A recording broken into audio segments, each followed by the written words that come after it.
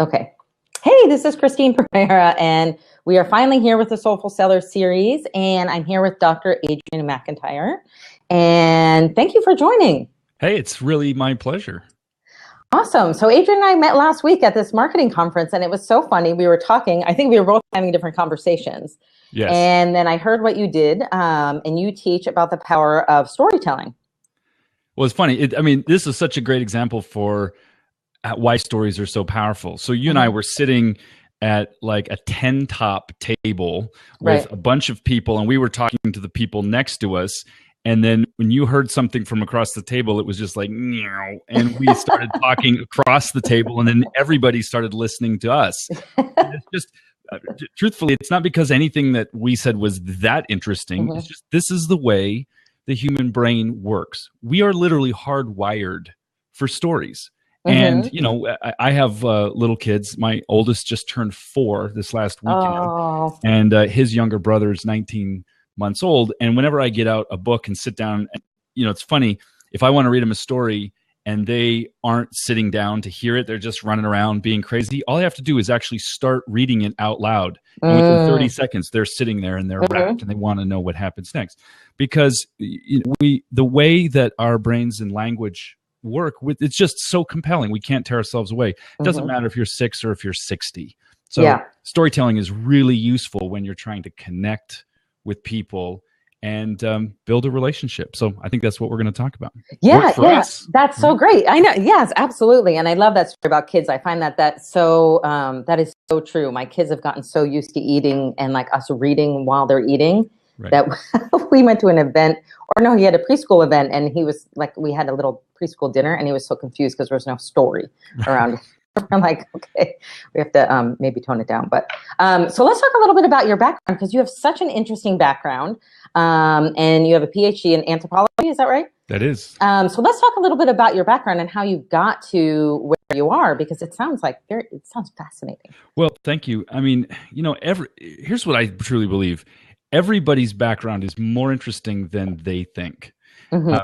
But it takes us a while sometimes to realize that. So, you know, I have a couple of unique things that I didn't have any say in the matter. It was just, you know, the genetic lottery got lucky. I was born into a radio broadcasting family. Oh, wow. And so my dad had been fascinated with radio since he was a little kid. In fact, he just told me the other day, he was out here for my son's birthday party, and he told me that when he was 6 years old, he used to listen to shows on the radio. And this is back when radios were like the size of a fireplace, you know? Right, yeah. And he used to listen to shows on the radio, and then he got his dad's tape recorder, which was, of course, reel-to-reel tape, and he would record his own radio shows emulating what he was hearing on the radio when he was 6. So cute. So clearly, like, my destiny is set long before I show up on the scene. Fascinating. A couple years before I was born, my dad, who was still in his late 20s, came in to take over a small one-room radio station that was at a private college in Southern California. And he didn't know when he accepted the job that the station was actually off the air, and he was coming in to manage it. So over the next 35 years, so the first 2 years of my life, he grew that little one room. First of all, he got it back on the air, and then grew it to one of the largest nonprofit Christian radio stations in the country with over 1 million listeners. So, you know, our family was just in this business of broadcasting, and we had a recording studio that he built at our house. We lived about 4 blocks away from the radio station. And starting when I was 5, we produced a radio show for kids that we recorded every single week in our home studio. My dad wrote the scripts and you know, mixed in all the music, but then family sat around with microphones. So I've been on the radio since I was 5. Wow. And you know, just kind of, again, that's just random. I mean, there's, you know, so one thing I want to say is that's what kind of has given me an insight into the power of all of this. But there's nothing that says you have to have that kind of background to be a great storyteller. And I want to talk about that more in just a couple of minutes. But, you know, as my life unfolded, I didn't realize, to be honest, I didn't know that this was going to be important. In fact, that show, we recorded 3 years of it, and then it played in reruns till I was in my 30s. by which time it was more of an embarrassment to me than something like now. I'm actually kind of proud of that. I'm like, wow, that was really amazing that we did that. Right. But it was just sort of this annoying thing to hear this squeaky voice little kid and people, oh, I thought you were so much younger. It's just, so I was taking my own path in life and was, don't let the PhD part fool you. I was never, like an academic superstar. I was the kid that was, always like hiding behind the bookcases, like taking apart, calculators instead of actually sitting there and doing my math problems. And so, I kind of had this unconventional path through school where I was learning lots of stuff, but none of it in the classroom. And I got in a lot of trouble for that. And just, began to, as I grew into adulthood, try to find my way. And the other thing that I was blessed with, again, without choosing it, was that my family traveled a lot. So my first international trip, I was 18 months old. My dad was actually going to Vienna with the radio station to cover a big event there. And we just kept doing that. And so, I traveled a lot in the Middle East, again, with my family and on these trips starting when I was 10, and just kind of kept this international stuff up. So to summarize, without getting too bogged down in the gory details, by the time I was in my late 30s, I had lived all over the world. I had worked a variety of different jobs. I had been a journalist. I had worked, began to work as a humanitarian aid worker. Funny story for another time. I ended up working for Newsweek, covering the invasion of Iraq almost by accident. Oh, wow. So I'm getting a little lost in my own story, but anyway, bottom line is here I've been drifting all over the world, not realizing that the common thread that held everything together was this role in communication, media, and storytelling. Probably the pinnacle of that was in 2004, which is now a long time ago, but I was working for Oxfam at one of the big international relief organizations. Right. And went to Darfur, which is a place in the Sudan that at the beginning of 2004, nobody had ever heard of. And by the end of 2004 was the biggest news story of the year. And I'm proud to say helped make that happen. I mean, obviously there was other folks working with other relief agencies, Save the Children, the UN, et cetera. But we made that crisis in Darfur, it hit the headlines by telling stories of what was happening to villagers who were being attacked, and those crimes against humanity being committed there. And at the same time, while I'm proud of that, I also ended up heartbroken in a way, both literally and kind of existentially. And so decided to come back to the States after this whole period of time, living in Iraq, living in Israel, working in the occupied Palestinian territories, working in Darfur. Decided to come back and settle down and figure out what I wanted to do with my life. Finished my PhD. And that was when I really kind of stumbled backwards into this world of online business and entrepreneurship. And it was there that for the first time, I sort of realized, you know what, there's an opportunity here to use my skills to help people who are trying to help other people. Regardless of whatever you're selling, at the end of the day, if your heart's in the right place, the thing you're selling is going to make somebody's life better. I don't care if it's a shovel, or service or, whatever it is. And if you have a great product or you have a great service, or even if you've been thinking about it, you just know you want to do something, there's never been a better time to be in business. Having said that, there's never been more noise. There's never been more, people competing for the attention of your market. And stories are the secret sauce.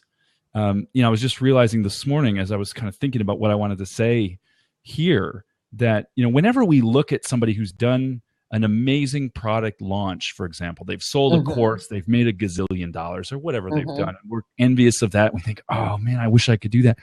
Right. The secret to their success is usually hiding in plain sight. And so if I could say, at the end of this long rant, if I could say one thing that I wanted people to take away from this, it's start paying attention to the storytelling that's happening all around you. The people who are winning in business, in the nonprofit world, in any cause-related thing, the people who are getting the attention of the media or the marketplace, whether for good or for bad, politics is a great example here. The people who are getting the attention are telling the best stories. Right.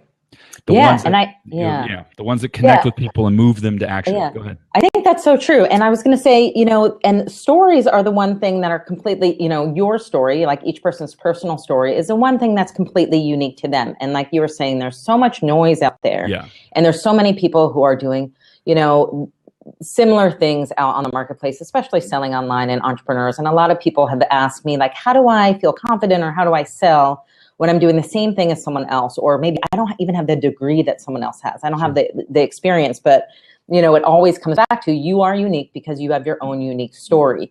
And that is what's going to resonate with someone, right? Like my story is going to resonate very much with someone for some reason, and yours is going to resonate for some reason because there's some kind of like personal connection. Exactly so you want to talk about that in storytelling a little bit? Well, what you said hits the nail right on the head. Mm-hmm. So human beings crave connection. Mm-hmm. And too many times we think that there's some way we have to perform in order to look good to the marketplace or to our peers or whatever. Right. We have to talk about our best qualities. We have to put, Facebook and Instagram and Pinterest unfortunately encourage this kind of, showing off, mode. And there's nothing wrong with that. It can be entertaining sometimes. But people don't connect with perfect. People connect very with true. Real. Yes. Okay. So we all want to connect. Let's say we're in business, and let's make no bones about it. If you're in business, you have to sell or you're going to go out of business. Mm-hmm. Just that's the simple reality of it. If you're not selling stuff, you don't have a business, you have a hobby. There's nothing wrong with hobbies. Right? Hobbies usually cost you money. That's a great quote, by the way.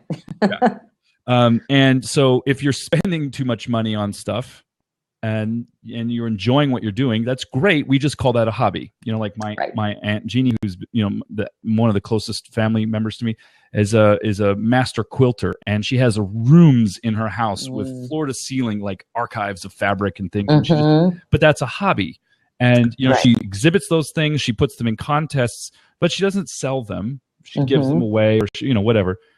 A business requires revenue, or it won't last long, right? Mm-hmm. And we think that in order to connect with our audience and sell our stuff, we have to talk about what's so great about it. And some of that's true. Mm-hmm. But prior to all of that, there's a human connection that has to get made. And if it doesn't get made, no problem. The marketplace will just move on to the next person. So if you have something that you want to sell and you feel like you're not getting enough attention, you're not selling enough, people aren't paying attention to you, you're probably also focusing on the wrong things. What I see, like we were at this event with 1,000 people, some of them very successful in their online business, some of them just beginning, and they really want, and in some cases they really need this to work. They've kind of gone all in, right? Mm-hmm. And so, but if you have something and it's not selling enough, too many times people will think, well, I need to work on my strategy. I need a better strategy. Right. My copy isn't written the right way, or people are obsessing about. Well, maybe I need to use webinars or Facebook ads, which those are really more tactics than strategies. But or I need to maybe do a product launch following Jeff Walker's product launch formula and do all of that sort of stuff. Or maybe I need a different approach altogether. Maybe I need to make a membership site. Anyway, they're thinking at the level of strategy. Nothing wrong with it. You actually do need a good strategy, but it doesn't have to be complicated. Right. So they're either focusing on that, or sometimes they think, well, I just need more skills. I better learn video editing, or and I better learn WordPress, stuff because I need to, and so they spend all this time working on those skills. Now, some of those are great. And if you are compelled to develop those skills, awesome. Some of them you probably shouldn't waste your time on. Just pay somebody. Your time is worth more than that. Right. Or they're focusing on the stuff like the marketing technology. Should I use MailChimp or Aweber or ActiveCampaign or what about it? Entrepreneur is also really good. And should I hook that up to Thrive Themes or Lead Pages or ClickFunnels or Kajabi or, It can get very, And you can get carried away with all of those things. Now, you have to have a good answer to each of those questions. What skills do I need? What strategy do I need? And, what marketing tech do I have to make this business work? But spending all your time on that is missing the foundation of all of it. The foundation of all of it is that fabric of human interaction. Who are you? What's your story? What do you do? I would, it's amazing to me how many people can't answer the question, what do you do? Yeah, that's so true. And speaking of that, like we were at this conference, and I don't know if you were at the last conference about 6 months ago. No, but I was at it in 2014 and then just recently, Okay. so I wasn't at that middle one. Okay, so we're talking about a conference that someone named Jeff Walker. He's a very successful internet marketer who, by the way, has an amazing story, right? Yeah. He has this great story about how he got there, and it's very compelling. And he's been telling the story for a very long time. But the truth is, it's a great story, so he sticks with it. But it was very interesting. My big takeaway from the last time I was at that conference was, and I'd love to hear your thoughts on this, is he called on a few people who had very personal stories about abuse within their families that they were very scared to share. Yeah. And one woman ended up, publishing a book, and I think it's doing very well. But it was very interesting because she was up there talking in front of 1,000 people, and she had said, like, I've never told the story in public to this many people. And I mean, the entire room was in tears. Talk about connection. I mean, we were just like, oh my gosh, like this woman is speaking so directly from her heart. And I came away from that thinking, this is so interesting. I thought like the thing, and then there was another person who had a similar story that was a little bit different, but again, so personal, so authentic and from the heart. I actually interviewed him a couple months ago. His name was Max. But I thought the thing that we're most scared to share with people, or that we feel like the most vulnerable about, is probably the thing we need to share, and that the thing that we can connect with people. So I'm curious, like, what are your tips around, like, is that something that you teach people, and about something like very, very personal and kind of scary? So the short answer is yes. And I've found through experience and practice. I mean, one of the things that I didn't mention in my background is, for 5 years prior to launching my own online business in 2012, I was also a program leader for one of the world's leading personal training and development companies. I traveled all over North America, leading large weekend workshops, to 100, 150 people, where they were dealing with some of the most difficult things in their lives, and also looking at how do I take my performance to the next level. And so I'll say this: sometimes you have to heal first before you're ready to share the story. But it's always a time to start working on that privately. So yeah, and these two people had both healed from their stories. They felt comfortable enough sharing them. So case, I think that's a good tip, though. They were at the point where they were ready, and they were still scared, spitless, right? Yeah. They were still shaking, because listen, anytime we talk about things that are deeply personal, the amazing thing about stories, just kind of at a meta level for a second, is a really great story takes something that happened and makes it into something that's happening as the story is being told. You follow me?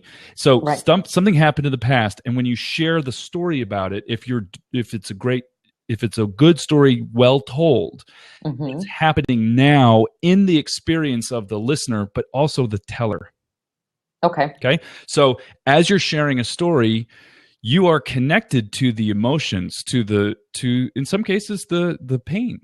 So is it like you're bringing it into the present? Is that what you're saying? You're like connecting it, and you're making it real. See, the other thing about stories is that our stories are never really about us, even when they are. For the people listening, they're hearing themselves in what's being shared. Now, sometimes it's about a situation or a traumatic event that the listener has not personally experienced.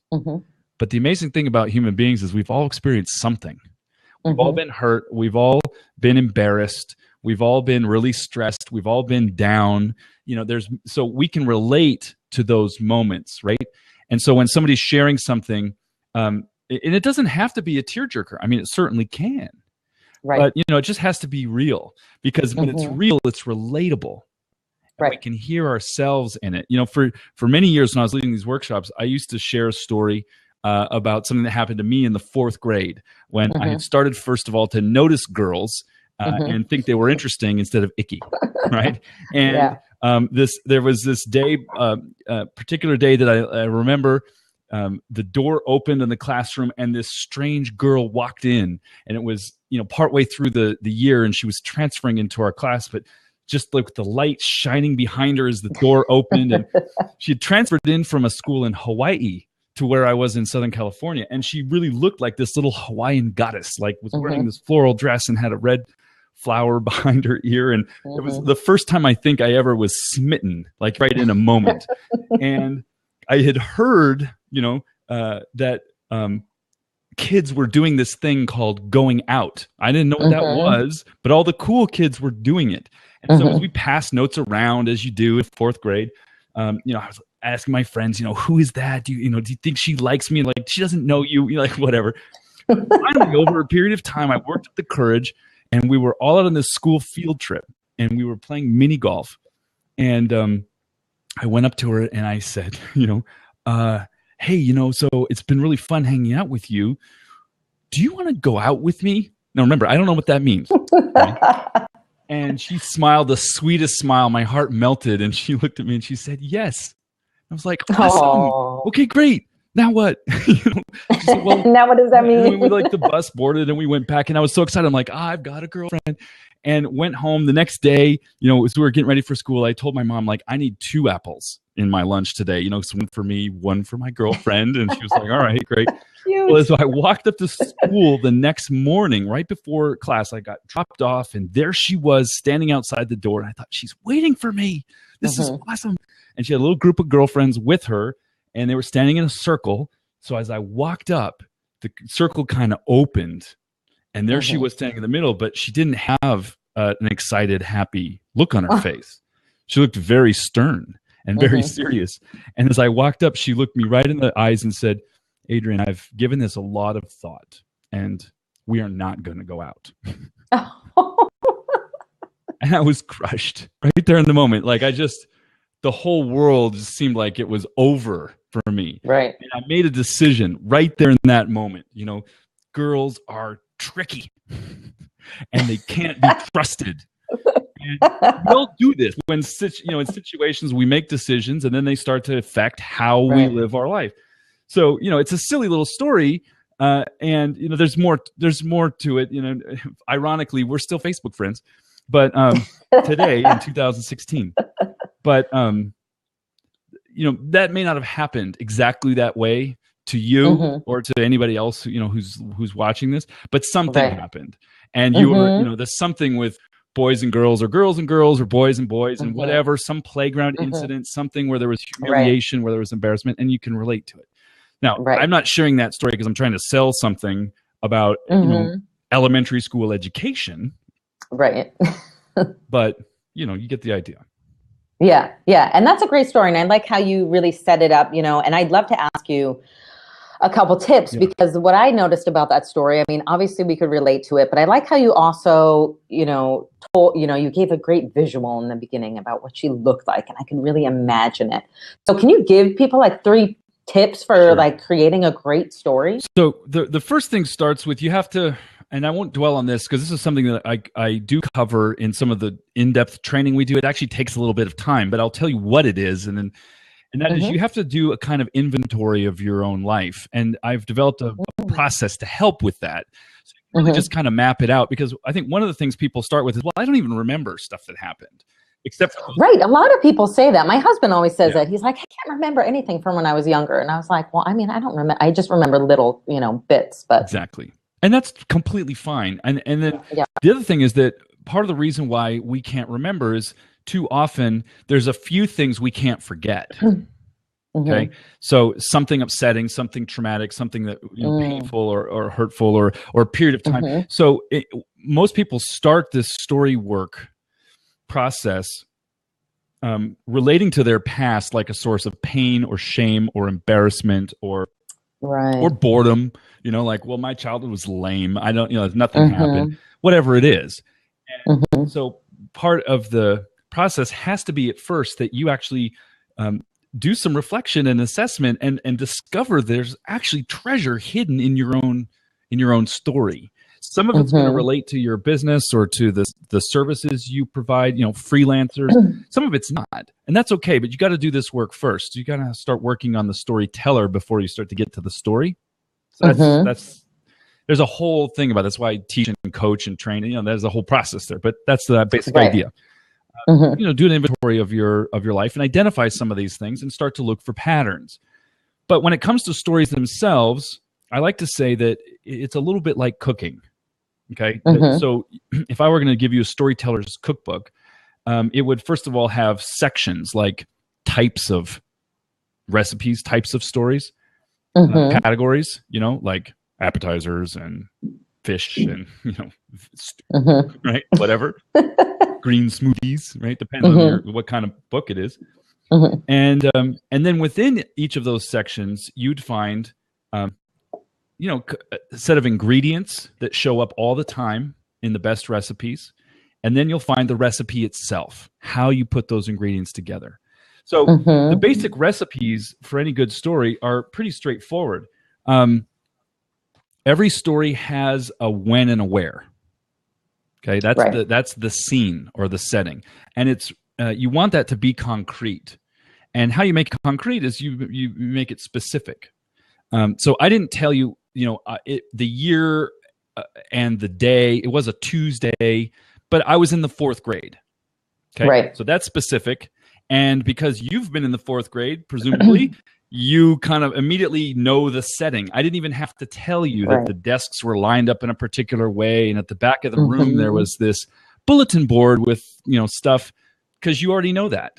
But if I was telling a story where something about the physical setting was important to the unfolding of events, I would try to specify it as short as possible. In this case, I just really said, I was in the 4th grade and I was sitting in the classroom, the door opened and the light shone in. Notice I'm making it concrete. Now, every story, so in addition to a when and a where, every story needs a who. And the who are the main characters. You're usually one of them. But in business, one of the most powerful stories you can tell doesn't have anything to do with you. You can tell the story of a client or a customer. You can tell the story of a product, where actually the product's the main character. Or you can even share a story about somebody else that you don't even know, which I can give you an example. One of my favorite ones of those, but I'll do that in a minute if you want. Yeah. So the characters, and those characters have to be relatable, even the bad guys. Okay, so if a story, like our kids have stories with whatever they have in them, my son, for some reason, the only thing I can think of right now is Paw Patrol on TV. My son, my 4-year-old, loves Paw Patrol. I am very familiar with Paw Patrol. Any parent who's watching this in 2016. Yeah. So, but there's no real bad guys in there, but there is the other mayor, right? There's the good mayor Goodway, right? And then there's the other Mayor Humdinger. And as much of the time as Lachlan, my son, likes to play, the Paw Patrol guys, he also likes to play Mayor Humdinger and the Bad Kitties. Right. Because they're just as relatable in a way. So he'll say, Daddy, you're Mayor Humdinger and you do the voice and I'll be, the bad kitty. And so we play that. Well, it's like Star Wars. Yeah. All the boys want to be Darth Vader for some reason. And I'm like, and it's so funny because I'll always say like, well, why don't you want to be Luke? Or, sometimes my daughter wants to be Princess Leia, but more often than not, she wants to be like, I forget, there's some other bad guy. She wants to be some other bad guy and he wants to be Darth Vader. Exactly. And it's very interesting. And all the boys in school want to be Darth Vader, which is... It's exactly because the brilliance of those epic... and it's, by the way, it would be the same thing if we didn't have movies or television and we were just reading, epic literature or even oral history that was being retold. Those characters embody qualities that people relate to. Right. Including the ones that are on the dark side, so to speak.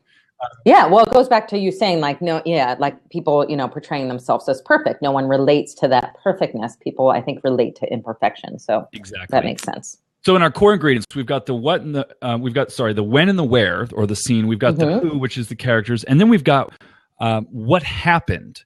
which is the action. Right. Now, it's important for people to know that bad stories will just tell you what happened as a sequence of happenings. You know, a really terrible story would be Joe got up in the morning, climbed out of bed, got into his Chevy Caprice, backed out at the driveway, turned left, drove down the street to the grocery store, went inside, bought a half gallon of milk and 3 bananas, paid for them, got in his car, and drove home.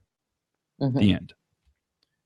Right. I mean, there's a bunch of happenings, but who cares? Because there's 2 levels at which you want to be talking about what happened. One is the external physical world, but the other, more interesting, is the internal world. So in my story, I told you that the door opened and she walked through, and I don't remember exactly what I said, but I could have said, and my heart nearly stopped.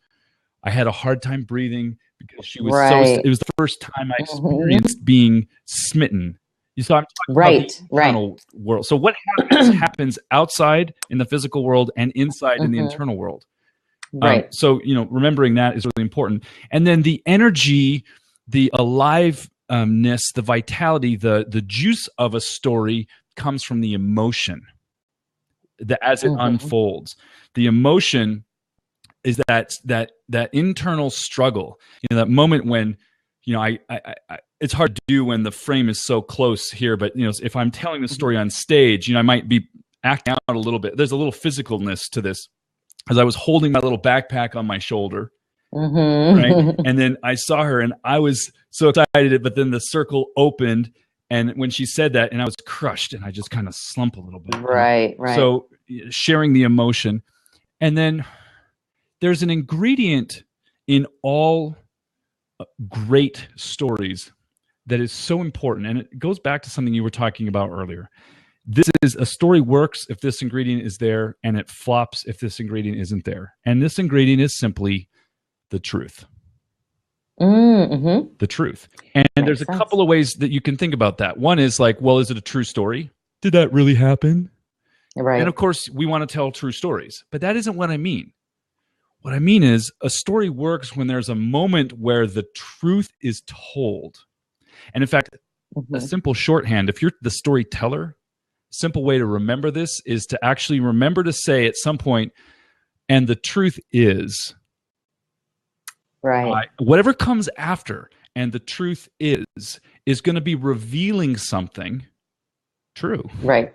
And and it sounds like that's going to be an internal. Yeah. So for example, I started my business in 2012, and I was really excited. I'd been studying, you know, before I actually like took something to market and made it available, had a buy button on a website. I'd been studying marketing courses and going to seminars since 2010. The truth is, I had no idea what I was doing. Right. Now that's actually a true story. And also there's a moment there where you're like, yeah, I can relate. Who can, right? So the truth is really important. And then usually there's an outcome, you know, some sort of resolution. Sometimes there's a turning point. Just depends on the structure of the story. But I like not to make this too complicated. You know, there's books on a very famous book on story called Story by Robert McKee, which is this huge volume, and it's very intricate and goes into all these details. It's written primarily for filmmakers and script writers, screenplay people. But there's something about that just becomes almost like the periodic table of elements, and it's like you have to be a chemist in a lab mixing up these arcane, you know, things that combine in particular ways. I don't think you have to go that far.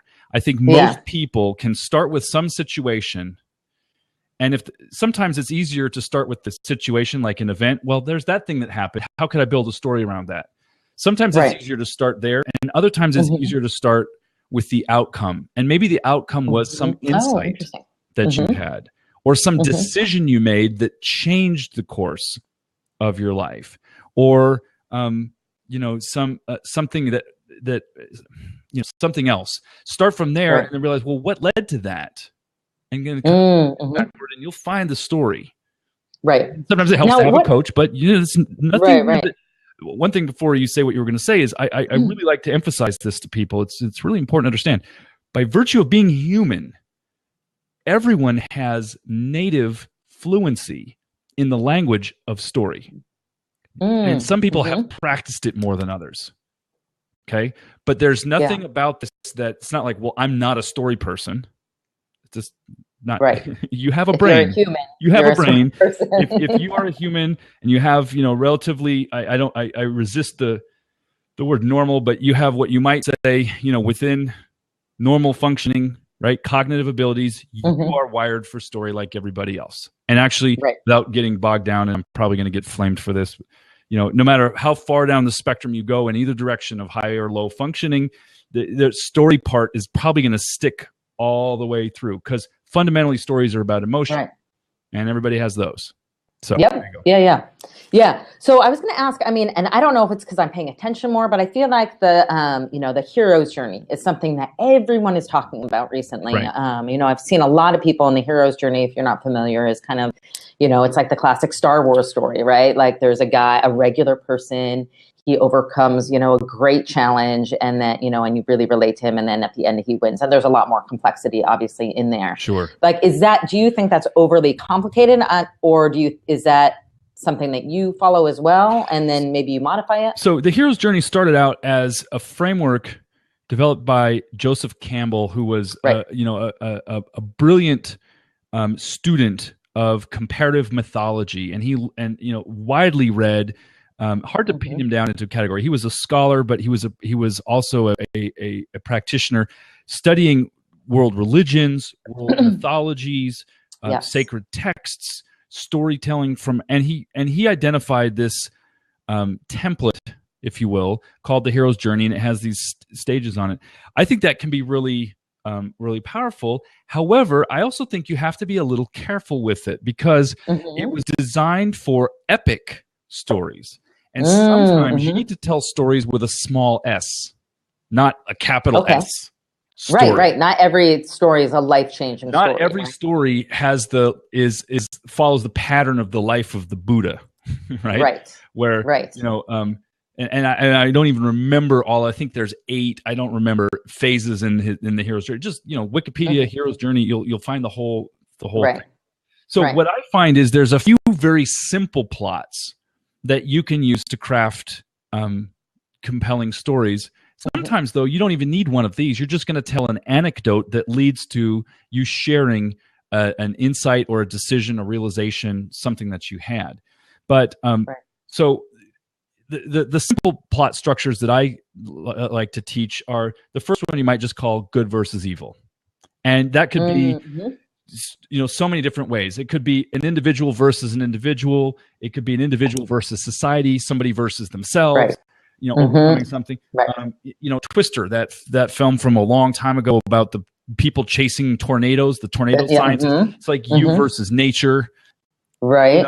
So in any case, the main character in the good versus evil story is defined by their struggle against something or someone.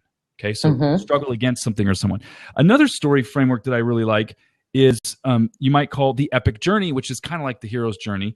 And the main character is defined by their search for something. So good versus evil, they're defined by their struggle. Epic journey, they're defined by their search. And, this could be a story told in business. I was doing this and that didn't work, and I was looking for this and that, and I finally found this. A lot of people who are sharing something that they've learned that helped them could easily use this kind of epic journey frame. Lord of the Rings, by the way, is also that same, like the on a quest for something, trying to accomplish something out there. I was struggling with this. I tried this, that didn't work. I tried that, it didn't work. This is the thing. I reached the bottom. I felt like it was hopeless. And then I finally tried this other thing, and that began to work. So I studied that more, and then I developed this thing. And now I've come up with a framework, and I'm going to teach that to you. Okay. Very simple thing. The ascension, that's another power plot that I teach. And that's where the main characters defined by their rise from something lower to something higher. Okay? Which could be rags to riches, but I don't like that one so much, because then it leaves you at rich and people can't relate. Right. Or it could be just, struggling with something and then, figuring it out. Again, there's some overlap between these things. I don't want to get too bogged down in it. The one that I think is probably the most useful, there's really, maybe 2, something I call the defining moment. story, or maybe the moment of truth story. And this one, the main character is defined by their actions in a critical situation. Something forced a choice. They had to make a tough decision, or they failed, and that failure was a defining moment that set them on a new path. Right. So the big event, right? Like in screenplay writing, it's like the big event, right? Exactly. That's I mean, it could be a personal sacrifice. It could be a moment of discovery. Eureka! I found it. Right. In any case, there's a critical juncture or turning point that changes the course of events. That's one that people often can tell. Then the last one I think can be the most powerful if you are willing to be vulnerable. And that's the plot line would just be called the transformation.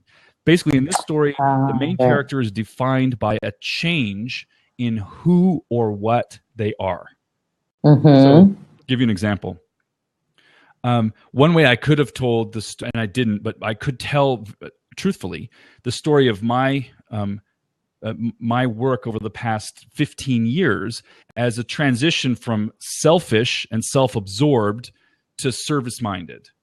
I really did go through this period, and even all that work in the Middle East and Africa where I was, working on good causes. I wasn't doing it. What I would now say is I wasn't doing it for the right reasons. I was chasing a girl, or I was doing something that was cool, or and shifting that perspective. Another one could be, sort of an awakening or coming of age moment. Well, classic one is Christmas Carol, the story of Scrooge. Here's this miserly dude who has is rude and mean, and then is visited by these ghosts, and the next morning becomes very generous. Person. We can all tell those kind of stories, but we have to be willing to be honest about the before part, and actually say, I was a jerk, or I just completely was doing the wrong thing, and then I've shifted over. Going back to kids themes, like the movie Cars. I love that my son loves that movie because there's Lightning McQueen, who starts out as like kind of not like a great guy, he's kind of arrogant and full of himself, and he goes through this process where he becomes this really great friend and nice guy. Exactly, that's it. And the whole plot line of that, and it is a transformation theme, is is he going to be the star, or is he? It's just the way you said it's so perfect. Or is he actually going to be Mater's best friend? Is he going to own that identity and do things that a best friend would do, as opposed to a star would do? And Hollywood's got this down, right? I think if you look at any blockbuster, you see one of these stories in there. And I'm always amazed at how even the cheesiest movie, like Pitch Perfect, I always use as an example. I don't know if you saw that movie. No. I'm like, that formula works every time. Like, how did I cry at the end of Pitch Perfect? It's so ridiculous, but I did. Right? Because they got the formula down. They got it. And I'm not sure which one that fits into, but it's so funny because I'll watch those and I'll be like, oh man, they got me. But that's how it works. We love a good story, and the truth of the matter. Right. True. There's a guy, Christopher Booker, wrote a book called The 7 Basic Plots. There's another guy, Ronald Tobias, who wrote a book called the 20 Master Plots and how to build them. There's a dude named Georges Polti who wrote something called the 36 Dramatic Situations. It doesn't matter how many of these you think there are. There's a finite number of them. Right. And for any one, you can list movies, you can list Shakespeare play. It goes back. But the real thing is that I want to bring this around to our entrepreneur audience, or people who really want to, or freelancers, people want to start something or grow something. There's really 4 stories you must be able to tell. And those are the who I am story. And I gave you a really long version, but you're going to need to have a shorter one. The what I do story, which could be 2 simple sentences, but you need to be able to say who you are and what you do in a simple and compelling way. And that's essential for sales. Absolutely. And then, here's my value. The what I stand for story.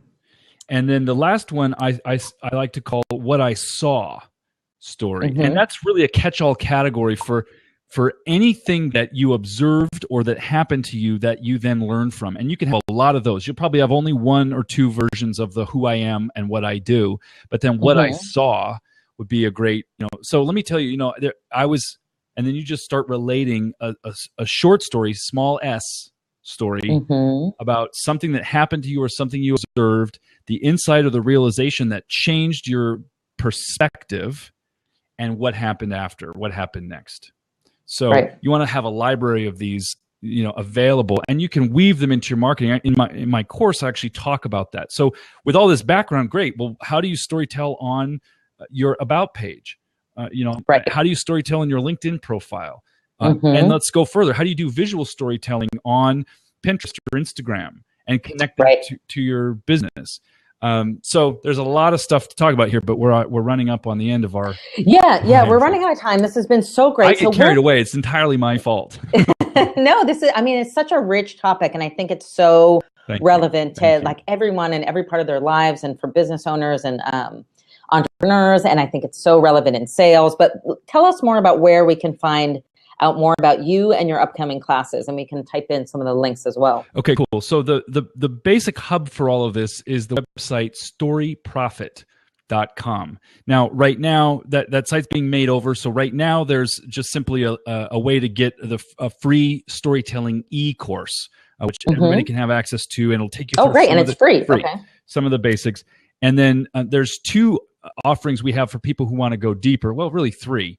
One is the Story Profit system, which is kind of a complete course on everything we've talked about, and that'll be coming, I hope, at the end of May. But it's not really ready yet. The second thing is I'm going to be doing a live version of this in kind of a small group setting, a story makeover or story boot camp. That's going to be 4 weeks. And basically, at the end of the 4 weeks, everybody will have nailed. They'll have a story book with their own who I am story, what I do, what I stand for, and then the what I saw that they can use in their marketing.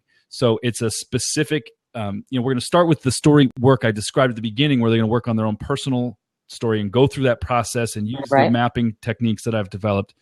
But then we're gonna actually give them, or they're going to do the work in group coaching setting to clarify exactly, so they know they never have any more confusion about their messaging, about what they should say at a networking event or a conference, about what they should say to somebody who says, "So I'd love to learn more about what you do and how I can." They know how to answer all those things.